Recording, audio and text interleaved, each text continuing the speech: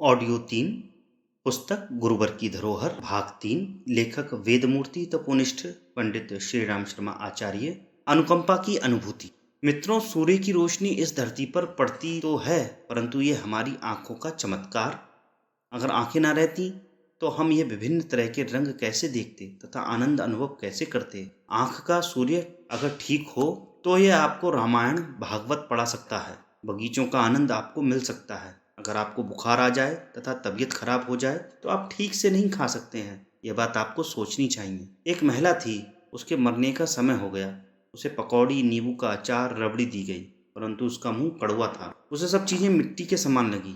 अगर आपकी अक्ल खराब हो जाए तो इस दुनिया की सारी संपत्ति आपको किसी काम की नहीं दिखाई पड़ेगी। यह क्या है जिसके कारण आप दुनिया के सारे आनंद ले रहे हैं, 84 लाख योनियों में सर्वश्रेष्ठ राजकुमार की तरह रह रहे हैं? यह है भगवान की अनुकंपा, भगवान की कृपा जो निरंतर आपके ऊपर बरस रही है। हमें यह महसूस करना चाहिए कि भगवान हमारे सारे अंग अंग में, सारे रोम रोम में समाया हुआ है तथा उसकी शक्ति हमारे अंदर समाई हुई है। वह हमें महान बना रहा है, जीवन के प्रत्येक क्षेत्र में आगे बढ़ा रहा है, हमारा कायाकल्प कर रहा है। अगर इतना आप कर सकें तो मैं आपको विश्वास दिलाता हूं कि आप धन्य हो जाएंगे। साथियों, हमारी काया के भीतर ऐसे सेल्स पड़े हैं जिसमें हीरे मोती, सोना जवाहरात भरे पड़े हैं। अगर आप उसे जगा लें तो मालामाल हो सकते हैं। आप पारस कल्पवृक्ष हो सकते हैं। आपका संपर्क जिस किसी से होगा उसको आप धन्य करते चले जाएंगे। आपका विकास होता चला जाएगा। हमें अपनी हर उंगली प्यारी है, भगवान को भी हर प्राणी प्यारा है। वह सबका बराबर ध्यान रखता है। भगवान अपने हर अंग को सुंदर और सुडौल देखना चाहता है। भगवान के ऊपर पक्षपात का दोष नहीं लगाया जा सकता। वह सबको बराबर देता है, परंतु मनुष्य अपने गुण, कर्म, स्वभाव, श्रम, आलस्य के कारण पिछड़ जाता है। अगर आपकी पात्रता हो तो आप सारी चीजें प्राप्त कर सकते हैं। आप अपनी प्रगति के लिए न जाने कहां कहां घूमते हैं, किस किस को गुरु बनाते फिरते हैं। हम भी 13 से 15 वर्ष की उम्र तक इसी चक्कर में पड़े रहे तथा तमाशा देखते रहे। हमने भी बहुत पैसा फेंका है, मात्र यह बाजीगरी देखने के लिए। नकली व असली गुरु। मित्रों, इन 2 सालों में हमने हिंदुस्तान के किसी भी सिद्ध पुरुष, महात्मा, योगी को नहीं छोड़ा जो आज बाजीगर की तरह नाम बतलाते हैं तथा सोना बनाते हैं। अगर आप चाहें तो हम उनका नाम आपको बतला सकते हैं।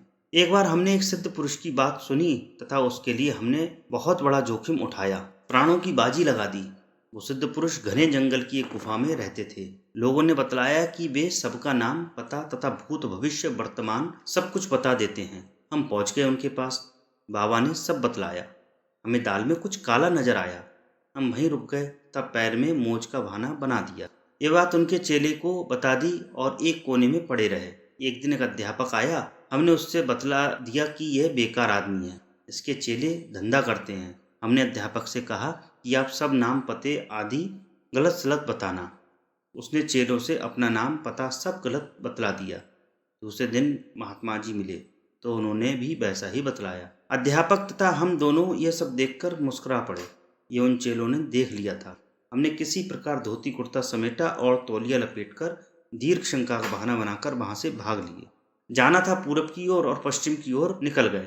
इसी तरह प्राण बचाकर 3 दिन तक जंगल में भटकने के बाद अपने स्थान पर पहुंचे। साथियों, हमने उस गुरु को भी देखा है जो 15 वर्ष की उम्र पूरी होने पर बसंत पंचमी के दिन हमारे पास आया था। उसने हमारे 3 जन्मों का दृश्य हमें दिखाया और हमें गायत्री उपासना में लगाया, जिसे हमने 24 साल तक विधि विधान पूर्वक किया।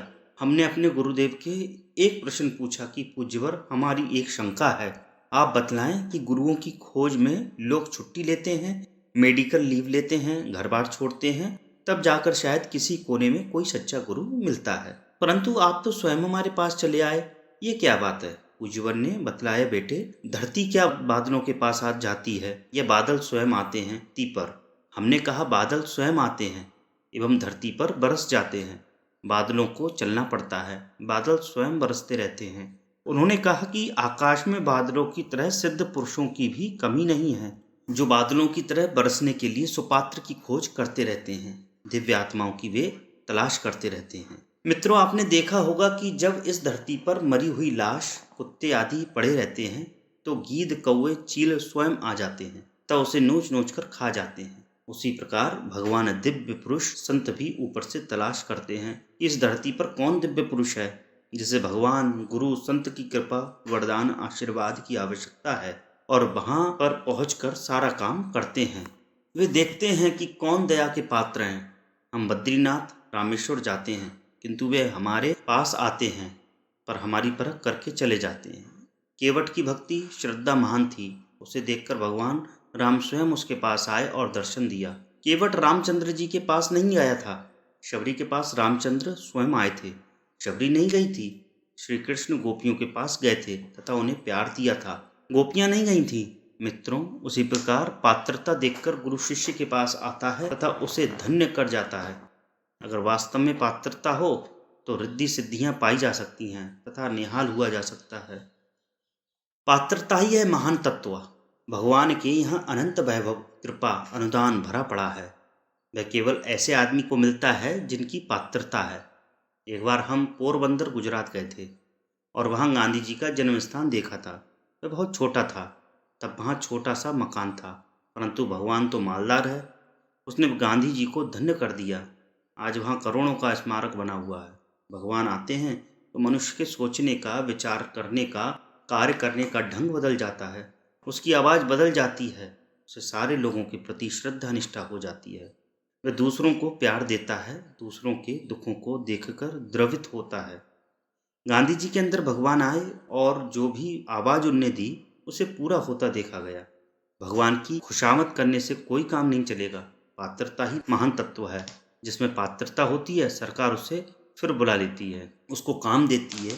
प्रेम महाविद्यालय के प्रिंसिपल 90 वर्ष के होने को आए, परंतु गवर्नमेंट ने उन्हें नहीं छोड़ा। हर साल उन्हें नया पद मिल जाता।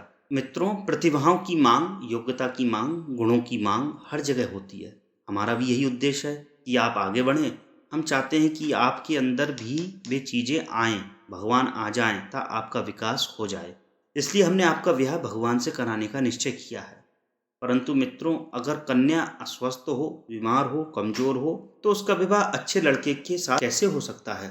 उसी तरह आपकी पात्रता कमजोर हो तो भगवान कैसे आपको अपनाएगा, कैसे स्नेह प्यार देगा। अगर राजकुमार से विवाह करना हो तो लड़की भी ठीक होनी चाहिए। अगर आप कोढ़ी हैं तो अच्छी लड़की आपको नहीं मिलेगी। आप अपाहिज हैं तो भगवान के साथ विवाह नहीं कर सकते।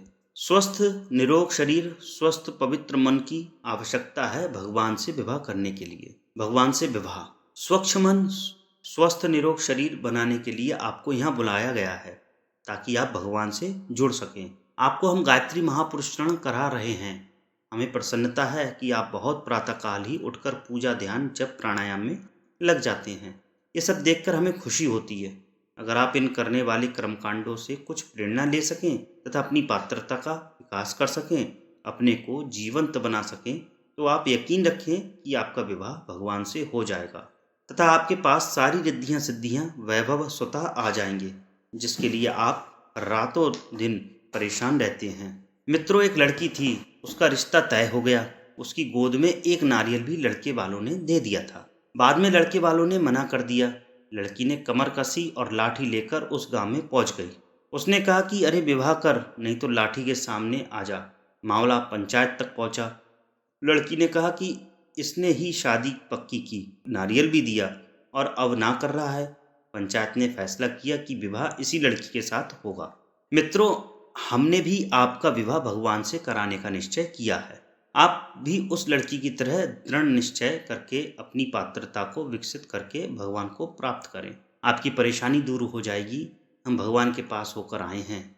उनके पास ढेरों हीरे की अंगूठी, जवाहरात, बाल बच्चे हैं, जिसे चाहें उठाकर ले आओ। मित्रों, ये विवाह किसी प्रकार घाटे का सौदा नहीं है। आप इसे निभाना, इसमें हमें प्रसन्नता होगी। आज की बात समाप्त। ओम शांति।